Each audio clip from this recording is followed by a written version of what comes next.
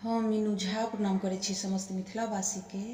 एकटा चौमासा गाबऽ जा रहल छी, नीक लागत तऽ लाइक जरूर करब।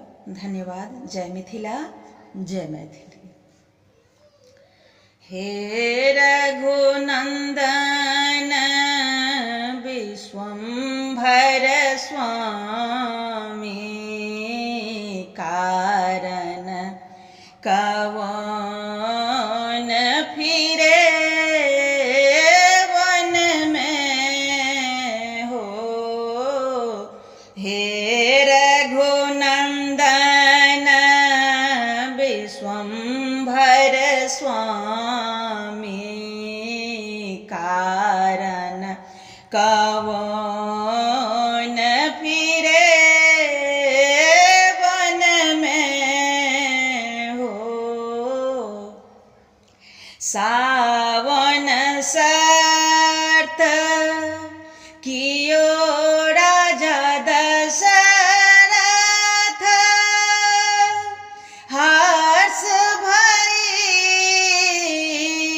के कई मन में हो। बिकल भेल नर नारी अवध में, रोदन करथि जननी घर में हो। भादव मास ठाढ़ रघुवर तरु तर, बूंदक झार लगे तन में हो। निसे अनहार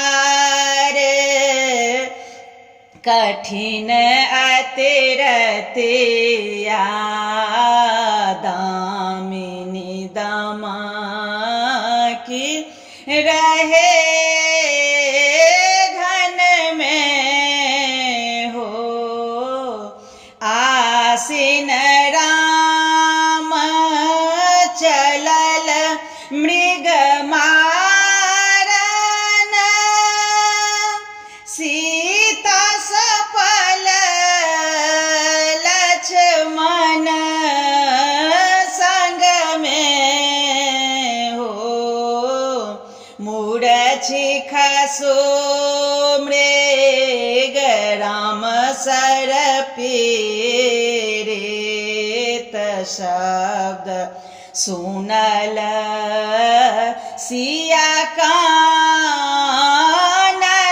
में हो। कार्तिक कठिन रूप अति रावण,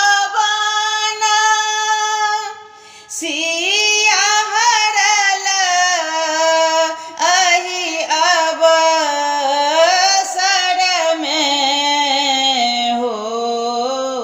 शंभु दास करुणा रस सखी है, भरत जाए पूरे परिजन में हो।